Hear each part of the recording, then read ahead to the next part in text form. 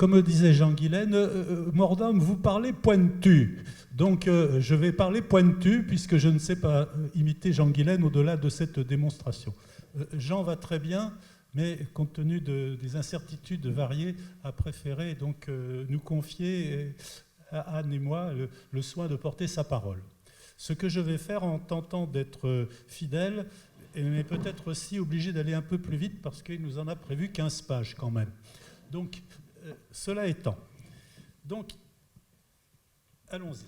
Je voudrais, avant de passer à des exemples concrets, faire en préambule un certain nombre d'observations plus théoriques.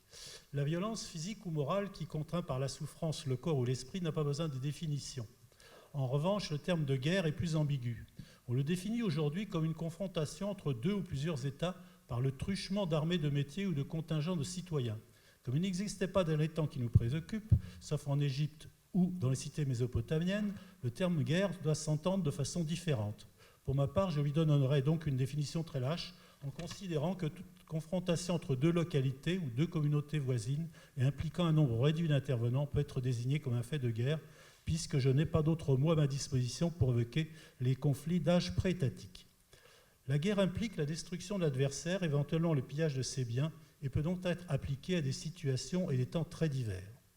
Toutefois, je tiens à souligner auparavant qu'il importe, face à un tel sujet, de se débarrasser de tous a priori idéologiques.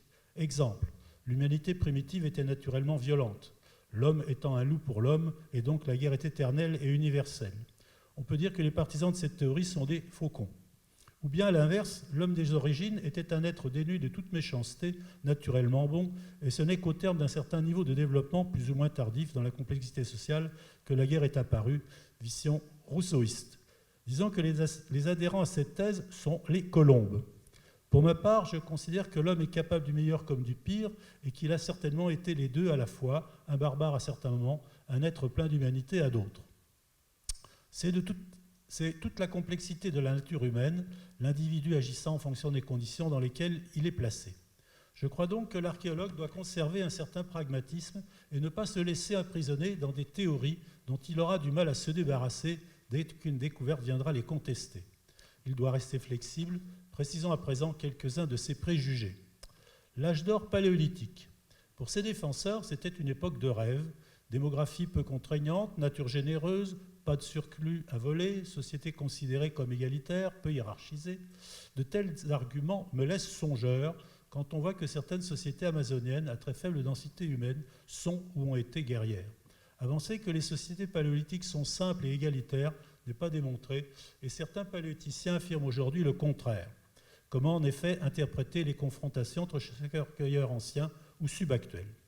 Haute a priori, le néolithique, période où apparaissent la capitalisation des biens, des denrées économiques, récoltes, troupeaux, et qui de ce fait, avec la propriété, qu'elle soit individuelle ou collective, aurait automatiquement suscité l'envie, la jalousie, le besoin de possession et donc la guerre, s'est ramené alors les causes de conflit à des objectifs purement économiques, matérialistes, alors que les motifs de confrontation peuvent être autres, psychologiques, écologiques, liés au désir de domination, de vendange, de vendetta.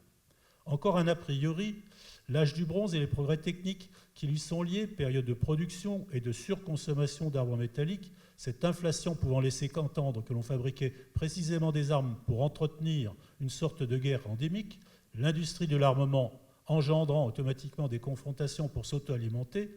Comme on le dit parfois chez nous maintenant, il y aura toujours des guerres car il faut faire vivre les marchands de canons ou de bombes. Je pense que l'archéologue, sans renoncer aux réflexions théoriques, doit se méfier de toutes ces thèses, rester pragmatique et autant que faire se peut coller aux faits.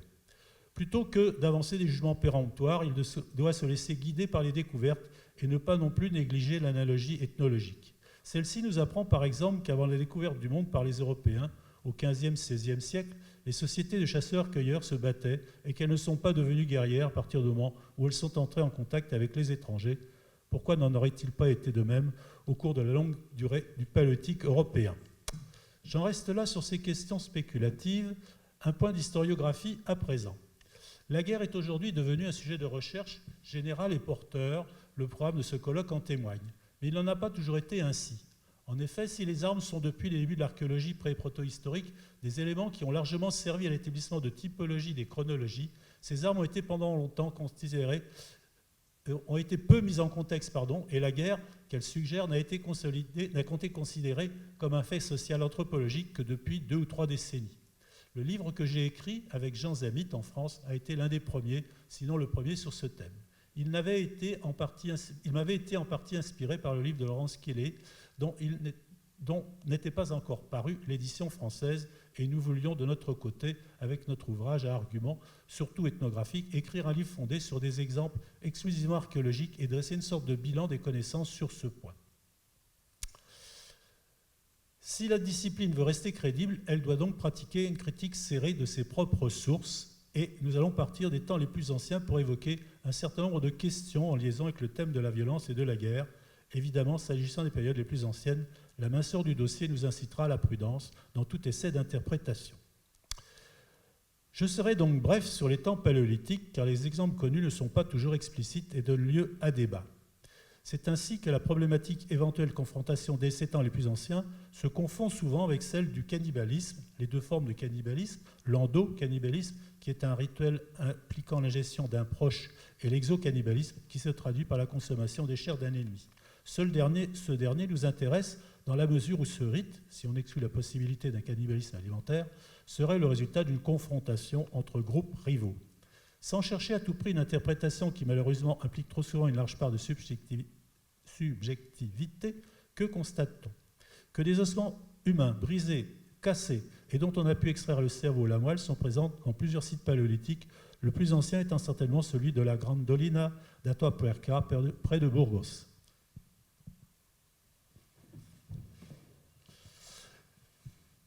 Vers 800 000 ans avant notre ère, où 6 individus mêlés à de l'industrie et de la faune présentent des traces de décarnisation identiques à celles des animaux consommés. On a aussi parlé de cannibalisme à propos de plusieurs sites du Paléolithique inférieur ou moyen, comme Totavel, dans l'Ortus, Moula-Guéry en Ardèche, Goyet en Belgique, ou encore El Cidron à Pilona dans les Asturies. Le gisement le plus souvent évoqué est Krapina en Croatie, vers moins 100 000, où la notion de cannibalisme a été évoquée pour la première fois. 14 sujets dont les os ont été désarticulés, cassés, décharnés, avec récupération de la moelle, et qui présentent les mêmes stigmates que ceux des animaux consommés. Ces rituels de cannibalisme, dont on peut penser qu'ils ont été appliqués à des individus faits prisonniers exécutés, donc consécutivement à des confrontations, traverseront la préhistoire. On en connaît également des exemples au Mésolithique, comme à Agris, en Charente, où plusieurs sujets ont eu leurs os longs décharnés, fracturés, la moelle récupérée, les crânes cassés pour en extraire la masse cérébrale. Et le phénomène continue au Néolithique avec le cas de Fontebregua, dans le Cardial méditerranéen. Un autre angle d'approche de la violence paléolithique peut être cherché du côté des blessures reçues par certains individus. On en a signalé plusieurs chez les Néandertaliens au Paléolithique moyen, comme chez les Sapiens du Paléolithique supérieur. Mais on ne sait pas toujours si ces traumatismes sont imputables à des chocs, à des coups de gourdin donnés par autrui ou des accidents personnels lors de chasse ou de chute. On prend ici l'exemple du sujet de Saint-Césaire, en Charente-Maritime, vers moins 40 000, moins 35 000. Sa voûte crânienne a été fracturée par un objet pointu, mais sa fracture s'est cicatrisée et il en a réchappé. Le cas des individus blessés par projectiles, dont on trouvera bien des exemples au Néolithique, est lui plus pertinent. On en connaît quelques-uns, attribuables au Paléolithique supérieur ou à l'épipaléolithique, tel l'un des 2 jeunes de la sépulture double de la grotte des enfants de Grimaldi, en Ligurie, vers 10 000 avant notre ère. Vers la même époque, une femme de la grotte de San Teodoro, en Sicile, a reçu un projectile dans le bassin. Citons encore une larme de quartzite plantée dans une vertèbre dorsale d'un individu de Montfort à Lidier, en Ardèche, au Magdalénien. Figure 6. L'art du Paléolithique supérieur nous est pas d'un grand secours en raison de la rareté des représentations humaines, alors que les animaux sont eux abondamment figurés. Le thème de l'individu blessé dans l'art paléolithique, thème réévalué par Michel Lobranchet, est notamment représenté par les anthropomorphes du Pêche-Merle et de Cougnac dans le Lot, dont les corps sont dardés de projectiles. Figure 7. Plutôt que la traduction d'une réalité, cet auteur y voit des scènes allégoriques liant à la magie de la destruction, peut-être des scènes d'envoûtement. Il est une scène de l'art paléolithique qui pose aussi à sa façon la question de la violence, réelle ou symbolique, liée à ces périodes. Il s'agit des gravures de la grotte d'Adora, près de Palerme, en Sicile, datées vers 12 000, 10 000 avant notre ère. On y voit des personnages debout, agités, bras levés ou tendus, peut-être masqués. Figure 8. Ils entourent 2 personnages centraux disposés sur le ventre, jambes rabattues sur les fesses. L'un les bras pendants, l'autre les ramène vers la nuque, dia 9. Le sexe est marqué et pourrait être en érection. On a parlé de danse rituelle, d'adolescents astreints à des figures acrobatiques, mais une autre hypothèse a plus de vraisemblance. On voit en effet qu'une corde tendue relie leurs cheveux à leur cou. On peut penser qu'il s'agit sans doute d'un nœud coulant. Il n'est pas possible de tenir très longtemps les jambes pliées dans cette position. Celles-ci ont tendance à se relâcher. À ce moment, la corde se tend et le sujet meurt par strangulation. En Sicile, ce châtiment, qui est une sorte de suicide imposé, qui ne fait pas couler le sang, a été utilisé jusqu'à peu par la mafia pour punir ces traîtres. L'érection est possible dans cette situation car, comme la pendaison, l'étouffement peut s'accompagner de diverses manifestations. La scène d'Adora n'est pas forcément la narration d'un fait divers paléolithique. Elle peut être purement allégorique. Voici, jeunes gens, ce qui vous attend si vous transgressez tel tabou. Elle montre en tout cas que la pratique d'exécution ou de meurtre individu était bien établie à cette époque. Un autre exemple, pouvant correspondre à une bataille ou une série de raids, nous est livré par le gîte de Djebel Sahaba, ou site 117 au Soudan, près de la seconde cataracte du Nil, et daté vers moins 12 000.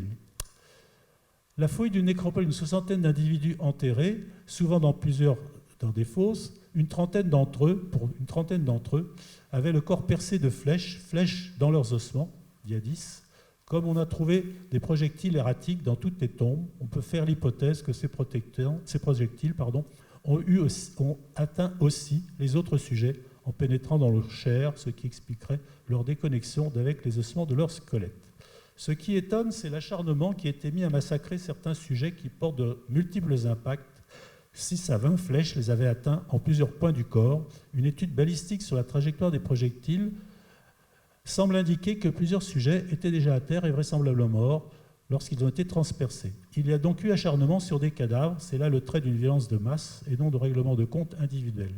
À titre comparatif, des exemples identiques d'acharnement à tuer l'ennemi et à humilier son cadavre en le criblant de flèches concernent les Indiens d'Amérique combattant contre les Blancs qui envahissent leur territoire. Le cas donc du sergent Frederick Williams, tué par les Cheyennes à Little Bighorn.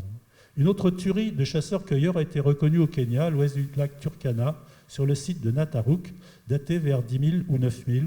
Une dizaine d'hommes, femmes, enfants étaient criblés de flèches et leurs crânes défoncés et ayant été abandonnés sur place, sans sépulture, sur les bords d'un lac, leurs dépouilles s'étant conservées grâce à une sédimentation naturelle. On connaît au moins un cas d'individu blessé par flèche dans le Natoufien de Kébara, vers 11 000, il y a 12. La violence interne ou externe s'affirme davantage chez les derniers chasseurs du Mésolithique, probablement parce que la documentation les concernant devient plus abondante. Les données proviennent notamment de nécropoles le long du Dniepr, en Ukraine, par exemple les nécropoles de Volochskoe ou de Nazilevka 1 et 3 ont livré plusieurs sujets et ont reçu des impacts de flèches. Sur les rives du Danube, aux portes de fer, semble avoir sévi au Mésolithique une violence endémique. Sur un site de Shela Kladovaï, 7 sujets sur 25 ont été impactés par des projectiles et sur l'ensemble, les cimetières du site, 19 sur 57 sujets, soit le tiers des individus, ont été blessés ou oxy. On connaît divers sujets atteints de flèches dans les nécropoles mésolithiques de la Baltique, Stadkalom en Suède, Boggebalken au Danemark. On connaît au moins un cas à Teviek en Bretagne, d'il y a 13. Dans ce même contexte mésolithique, on doit citer les cas de têtes coupées, datés du 7e millénaire, en Bade-Württemberg, à Hollenstein-Stadel, 3 crânes, et surtout Hoffnet, en Bavière. Dans 2 fosses avaient été déposées des têtes, une trentaine dans un cas, 6 dans une autre, d'individus victimes de traumatismes mortels, puis de décapitations au niveau des vertèbres cervicales. La moitié étant des adultes, l'autre moitié des enfants, il y a 14. Il pourrait s'agir des effets d'une violence collective exprimée par une tuerie suivie d'un regroupement rituel des têtes de vaincus à la façon de trophées. Souvent, ces formes de violence mésolithique sont attestées au moment où se manifestent chez les chasseurs-cueilleurs des tendances vers la sédentarité ou une demi-sédentarité. Ces nouveaux comportements vont donc de pair avec la structuration du territoire balisé, la genèse de l'appropriation de l'espace. Des conflits pour la possession de certaines aires plus fournies en ressources naturelles pourraient expliquer cette exacerbation des tensions. Avec le néolithique, la sédentarité, la constitution des localités peu ou prou pérennes, la capitalisation des biens alimentaire, les inégalités sociales, la thésaurisation, l'exhibition des pièces rares, la fixation des territoires avec le balisage des aires exploitées par l'économie agro-pastorale, tout ceci n'a pu que favoriser les confrontations. Ces nouvelles situations jouent dès lors un rôle amplificateur. Sur l'effet de violence et de guerre, on peut faire état d'un certain nombre de sources. D'abord, les massacres de population. Ils sont attestés au moins dès le Néolithique ancien, autour de 5003-5000. C'est le cas en zone méditerranéenne, à la grotte d'El Trox, Huesca, sur le piémont pyrénéen espagnol, vers 5300. Dans cette grotte, on a trouvé les restes de 9 personnes, 5 adultes, 4 enfants, victimes de lésions multiples et d'impacts de flèches à la suite d'une confrontation territoriale, soit avec des mésolithiques, soit plus probablement entre deux communautés néolithiques. Dans la zone du néolithique ancien céramique rubané, l'exemple désormais classique de Thalheim, près de Stuttgart, contenait une fosse commune qui recélait le corps de 18 individus, hommes et femmes, et 16 enfants, il y a 15. Les corps avaient reçu des criblables de flèches, divers traumatismes, et les crânes avaient été défoncés à la hache polie. Il y a 16. Un autre exemple de tuerie contemporain du précédent est connu en Basse-Autriche, à Aspern-Schels. On a retrouvé 67 sujets victimes de multiples impacts et abandonnés sur le lieu même. Il y a 17. Le cas de Herxheim, en Palatinat, bien contemporain des précédents et différent, on y a découvert plusieurs centaines de crânes, souvent des sujets jeunes, qui semblent après élimination avoir été dépecés, les crânes scalpés et découpés pour donner une sorte de calotte. Il y a 18. Les analyses chimiques du strontium et les données génétiques ont montré que ces sujets étaient souvent étrangers à la région et ils ont donc été ramenés comme prisonniers exécutés, soit qu'ils aient été les victimes de rituels de mise à mort. On a parlé de cannibalisme, mais cela a parfois été contesté. Tout cela montre qu'à l'intérieur d'une même culture matérielle, le néolithique ancien céramique rubané, pouvait exister des tensions et des massacres intertribaux. Deuxième type de source, les ossements percés de flèches. Il s'agit là d'un bon marqueur archéologique d'actes de violence qui se manifestent par des blessures pouvant être létales. En France, on en connaît notamment tout au long du néolithique, mais surtout au néophinal et au calco, entre 3005 et 2200 avant notre ère, il y a 19. N'allons pas en déduire immédiatement que plus le temps passait, plus les néolithiques devenaient belliqueux, mais que plus simplement l'explosion sépulture collective à partir de 3500 a entraîné, au regard des périodes précédentes, une multiplication de la documentation anthropologique à la disposition des chercheurs. On ne peut exclure aussi une probable augmentation démographique que semble corroborer la multiplication des sites. À titre indicatif, la grotte des Baumes-Chauds dans l'Oser, on reconnaît 17 blessures par flèche sur une population estimée à environ 300 sujets, ce qui donne un pourcentage autour de 5 à 6%. Le sujet le plus médiatisé concerne le Ötzi, qui a été tué vers 3200 avant notre ère dans les Alpes autrichiennes pour des motifs inconnus. Rappelons qu'on a détecté sur 2 de ses flèches et sur sa cape et sur sa lame de poignard de silex du sang séché appartenant à 4 autres personnes différentes, ce qui, en extrapolant un peu, a laissé entendre qu'il pourrait être lui-même un serial killer méritant châtiment.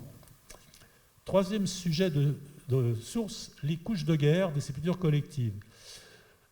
C'est Jean Courtin qui, en fouillant l'hypogée de Rex, en Vaucluse, avait proposé cette interprétation parce que dans le déroulement d'utilisation de ces tombes collectives, marquées régulièrement, comme c'est habituellement le cas, par des regroupements d'os et de crânes, il avait observé, dans une couche donnée, une accumulation de squelettes en connexion, comme si ceux-ci avaient été déposés dans l'hypogée en même temps ou dans un bref laps de temps, Fiat 23.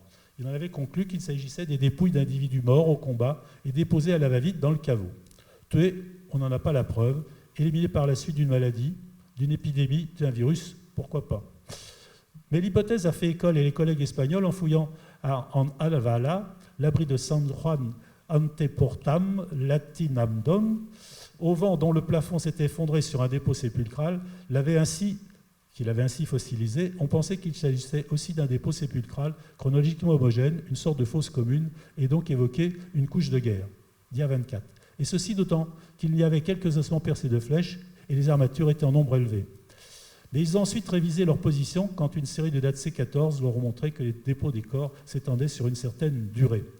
Un troisième exemple peut être pris à propos d'un ossuaire calco de Catalogne, la Costa de Can Mantorel à Dos Rios, un petit hypogée qui contenait les restes d'environ 200 individus datés de la fin du 3e millénaire.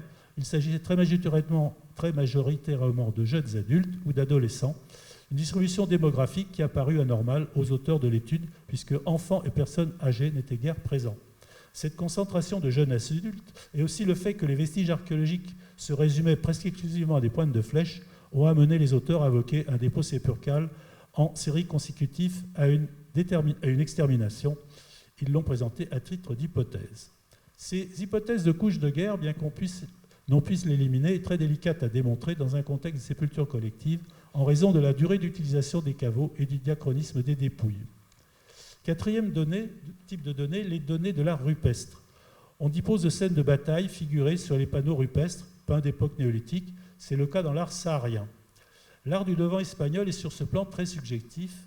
On y voit en effet des scènes de combats d'archers. Il y a 25, El Single de la Mola Remiglia, Castellón. On voit un petit détachement de guerriers venant prêter main forte à leur camp. La phalange, un nom hélas connoté négativement, dia 27. Los Dogues, on voit où se développe une certaine stratégie. Le chef de groupe engagé à gauche, plus grand, au statut souligné par des parures et couvert par 3 des siens. El Molino de las Fuentes, Albacete, 29. Morella la Vela, plus difficile à interpréter, dia 30. On dit parfois que cet art était mésolithique car nombreuses y sont les scènes de chasse. Ce n'est guère un argument car au néolithique, on a tendance à représenter dans l'art des scènes valorisantes de chasse, de guerre, contribuant mieux à l'enrichissement des mythes, des légendes identitaires, tandis que les scènes d'activités routinières et quotidiennes de production sont moins stimulantes et donc moins présentes. Esther Lopez Montevallo pense que les scènes de guerre de l'art levantin sont parmi les plus récentes de cet art, 4e, 3e millénaire. Notons que plusieurs indices permettent de dater cet art du néolithique. Certaines de ces peintures sont superposées à d'autres plus anciennes, relevant d'un art macroschématique à figurant d'Oran, thème développé sur les céramiques du Cardial du 6e millénaire, et dont elles seraient contemporaines. Les œuvres de l'art levantin en superposition leur sont donc postérieures. Les flèches présentées sur les scènes de guerre sont souvent foliacées, un modèle inconnu dans la péninsule ibérique avant le 5e. Pour la scène de combat de Valtorta à Thüringen, deux groupes s'affrontent. Celui-ci nous est parvenu complet. À droite, il comporte environ 25 archers en action et à proximité, autant de réservistes qui se préparent. Cela fait donc un groupe de 50 combattants jeunes. Et si l'on essaie de considérer l'effectif de ces communautés en ajoutant hommes mûrs ou femmes enfants, la population qui n'en combat pas, donc, on obtient une communauté d'environ 200 personnes, ce qui n'est démographiquement plus un contexte de bande mésolithique. On connaît même des scènes d'extermination où l'on voit un peloton d'archers éliminer des victimes gisant au sol, criblées de flèches, dia 32. La guerre et le genre. En analysant les sujets enterrés dans la fosse Rubenet de Thalheim, chimistes et généticiens observaient que dans l'une des 3 familles éliminées, les femmes manquaient à l'appel. Ils en ont conclu qu'elles avaient été probablement raptées, emmenées en captivité. L'hypothèse de confrontation néolithique se soldant par la capture de femmes a été ici émise à propos du site autrichien d'Asparm-Schnels, caractérisé lui aussi par un massacre de population. Une analyse des âges et des sexes au sein de la population décimée montre qu'on a épargné femmes et enfants. Pour les emmener en otage, probablement. Le développement des études génétiques a récemment montré quelques exemples pour le 3e millénaire de patrie-localité. Les hommes vivent et restent sur place, tandis que les épouses sont étrangères à la région et souvent d'origine lointaine. On peut dire que de tels mariages entre membres de communautés distantes ont été négociés, mais on n'écarte pas non plus l'hypothèse d'enlèvement à la suite de raids. Et cela vaut notamment à propos du Chassin méridional qui offre 2 images funéraires, des nécropoles organisées dans lesquelles on trouve des hommes et des femmes plus ou moins dotés en mobilier, c'est la classe dominante de la société, et puis dans les silos désaffectés au cœur des habitats, on trouve des dépouilles jetées sans ménagement dans ces fosses, les corps disloqués, déversés comme de vulgaires déchets. Sur certains sites comme le Pirou à Valros en Hérault, ces sujets inférieurs sont des femmes et leur étude génétique montre un recrutement très varié. Avait-elle été amenée en esclavage à la suite de raids guerriers? L'hypothèse peut sembler assez vraisemblable. Puisque nous en sommes à la génétique, c'est le moment de rappeler que les généticiens, aidés par quelques archéologues, associent la diffusion de certains gènes de souches supposées stépiques, autrement dit de la zone des steppes de l'Europe sud-orientale, à des invasions de populations ayant déferlé avec chevaux et chars sur l'Europe au cours du 3e millénaire. Culture Yamnaya, puis Cordée. Ces intrus seraient parvenus jusqu'en Espagne, où ils auraient éliminé presque tous les hommes. Je suis assez réservé sur ce remake calcolitique des invasions barbares ayant mis à mal l'Empire romain. Les morts d'accompagnement. ce problème que je viens d'évoquer sur les rapports dominants-dominés rejoint celui des morts d'accompagnement théorisés par l'intestar et qui peut avoir un lien avec la guerre dans la mesure où il pose la question de l'origine du recrutement des dominés dans le giron local ou comme bulletin humain consécutif à des batailles. Et cette coutume des morts d'accompagnement est en place dès le néolithique, sinon plus tôt. Testard l'a évoqué à propos d'une tombe multiple de Pontcharot, il y a 33, et Testard se demande si en fait il ne s'agit pas d'une faute commune, des sujets tous éliminés. Les débats ont eu lieu également au sujet des sujets du châtelier du Vieil-Auzay en Vendée, où dans chacune des 3 tombes du néolithique récent, un adulte et un jeune mâle, tous deux éliminés par des projectiles mortels et des coups portés sur le crâne, reposent dans des positions symétriques, dia 34-35. Pourquoi une telle mise en scène ? S'agit-il de sujets sacrifiés dans une optique purificatrice pour obtenir les bienfaits de puissance naturelle ? Un exemple bien connu est celui de l'hypogée de la Vedova à Ponte San Pietro, en Italie centrale, un sujet mâle avec riche équipement accompagné d'une femme dont le crâne a été fracassé pour la contraindre à suivre son maître dans la mort, point d'interrogation, dia 36. L'exemple classique et plus emblématique de ces meurtres rituels est au IIIe millénaire, celui des tombes d'Our en Mésopotamie. Les souverains y ont été mis au tombeau avec de plus ou moins nombreux dépendants. Ainsi, la reconstitution de la reine Puabi, ou Shubab, montre les corps de 5 gardes, des soldats, un chariot tiré par des bœufs, 12 femmes dont une harpiste, 7 domestiques. Dans la crypte, la reine repose au milieu d'un mobilier richissime, accompagnée de 2 proches serviteurs, dia 36. En tout, 26 personnes éliminées. On pourrait citer d'autres exemples de souverains désireux de ne pas être privés de leur entourage après leur décès, à Kerma au Soudan, au second millénaire, chez les Scythes ou encore en Chine, sous le premier empereur, dont la mort a été suivie de celle de beaucoup de ses proches. Au-delà du rite lui-même, se pose la question de l'origine de tous ces dépendants sacrifiés, et notamment des plus humbles. On ne peut exclure qu'ils étaient au départ des prisonniers ramenés à la suite de raids guerriers. Le développement de sites fortifiés, c'est sans doute avec le souci de se protéger et de protéger les biens que se développent au fil du néolithique les systèmes plus ou moins sophistiqués de protection de localité. Tout commence d'ailleurs dès le PPNA au Xe millénaire avec le mur d'enceinte de Jéricho en Palestine. L'aménagement de sites retranchés sera une manie du néolithique, creusement de fossés, doublé de palissades et souvent de remparts de bois, de pierres, de murs bahus de bois et de torchis. Si certains de ces sites aux nombreuses entrées avaient une probable fonction cérémonielle, d'autres sont bien des systèmes de protection ayant pu être le théâtre de sièges ou de confrontations. Tel semble avoir été le cas de remparts incendiés, auprès desquels ont été observées d'abondantes concentrations de pointes de flèches en Cornouailles, à Carnbreva, entre 3008 et 3005, à Creek Hill, dans le Gloucestershire, 400 pointes de flèches ont été mis au jour, à Hambledon Hill, dans le Dorset, plusieurs épisodes de violence également décrits.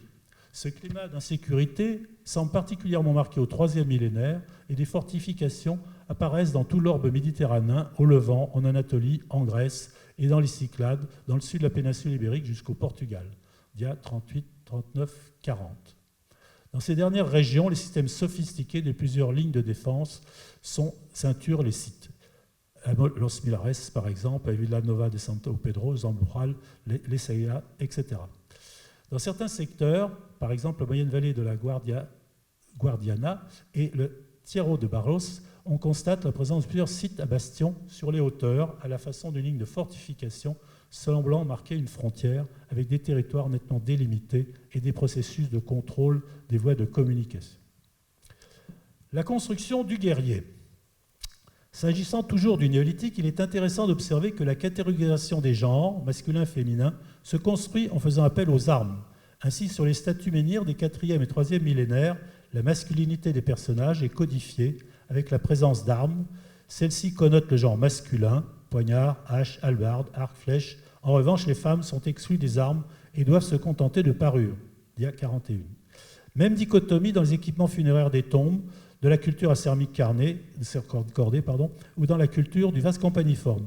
Les armes, poignard du Grand Pressigny, hache de bataille chez les cordés, dia 42, flèches, poignard de cuivre, brassard d'aché chez les campaniformes, dia 43, ne figurent, sauf cas particulier, que dans les sépultures masculines.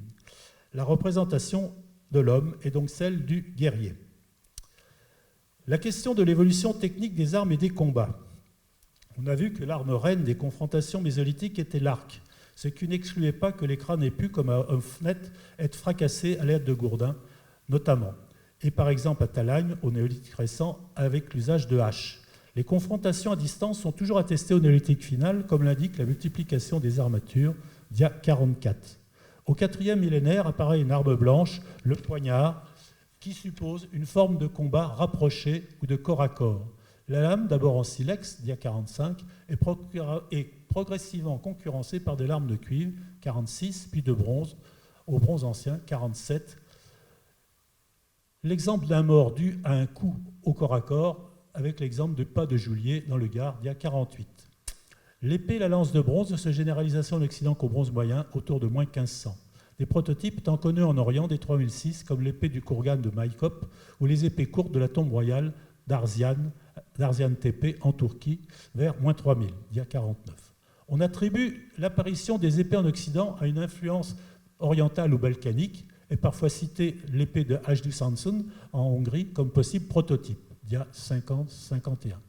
Je me demande en fait si certaines épées occidentales ne sont pas des créations autochtones, dérivées des poignards du bronze ancien. Je pense notamment aux épées longues entre 50 et 70 cm trouvées en Sardaigne, dans l'hypogée de Santi Roxy des Decimoputsu, déjà dans un contexte bronze ancien, et qui ne semble pas avoir de prototype européen en dehors de l'île, dia 52. Mais il y a un autre exemple plus occidental encore, qui est propre à la culture ibérique, de dérivation campaniforme, le groupe de Cienpozuelos, dans la seconde moitié du 3e millénaire, produit de longs poignards de cuivre de 30 à 40 cm de longueur, qui sont de véritables proto-épées, dia 53. Si ces proto-épées pouvaient être à la base des épées du bronze ancien moyen de type de Santiago ou de Carnoët, par processus d'allongement, avec la lame conservée, sur la lame conservée, une languette trapézoïdale dans la tradition campaniforme, dia 54. Dans le même temps, certaines pointes de palmella, sur cette même dia 54 également, particulièrement longues, et dont j'ai du mal à penser, compte tenu de leur poids, qu'elles aient pu être des pointes de flèches pour avoir été des dards, de piques ou de javelots. Si mon hypothèse est bonne, ces piques armées de pointes de palmella et ces proto-épées de Cienpozuelos pourraient, dès la seconde moitié du 3e millénaire, signer l'existence d'un combat rapproché plusieurs siècles avant que n'apparaissent l'épée et la lance au second millénaire.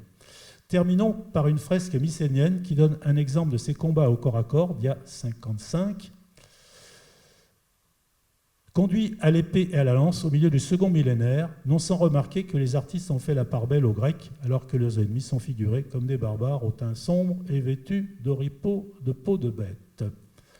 Nous voici donc parvenus vers moins 2000 avant notre ère, c'est-à-dire vers la fin du néolithique. Si l'on tente dès lors de synthétiser ce qu'on a pu constater avant cette date, on est bien obligé d'admettre que tous les ingrédients de la guerre sont déjà en place, et d'abord les armes, c'est-à-dire les instruments des confrontations, qu'il s'agisse de combats à distance ou rapprochés, l'arc, les flèches, le poignard, le javelot, la pique, les épées courtes, mais aussi les motifs de la guerre, qu'ils soient matérialistes, vol de troupeaux, de denrées, élimination d'opposants par l'acquisition des meilleures terres, substitution de pièces rares et insécurité chronique, ou que les causes soient d'ordre psychologique, insultes, jalousie, rapt d'individus, notamment de femmes, volonté périodique d'en découdre.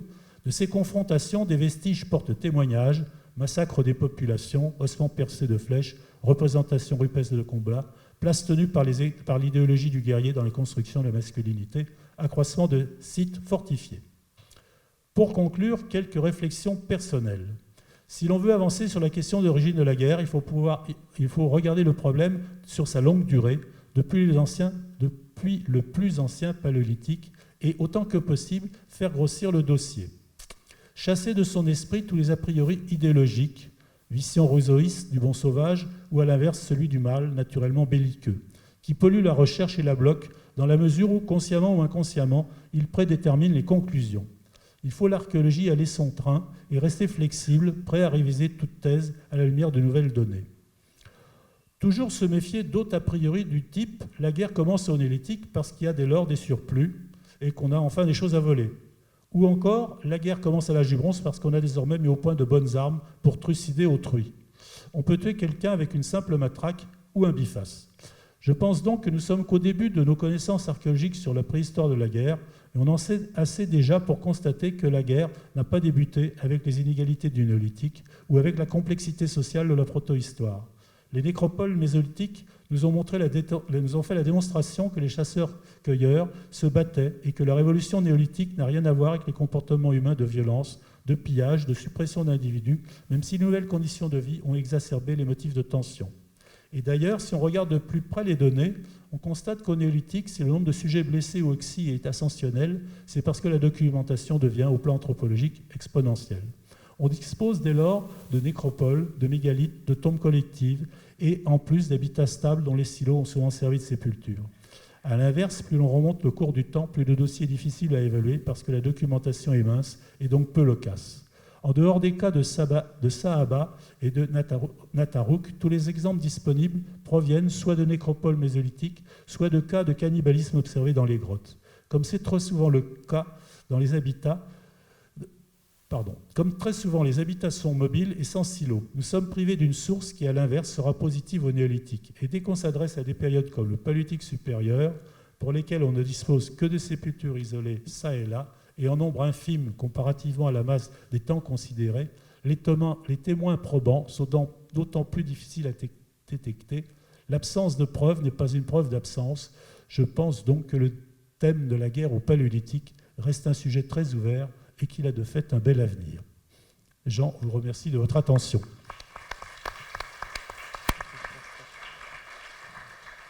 Et Claude Mordant s'excuse des fourchements de langue et autres collages de langue. Merci Claude, en tout cas, de nous avoir entraînés sur le sentier de la guerre. On accueille maintenant Anne Loer qui va nous faire une conférence introductive au colloque.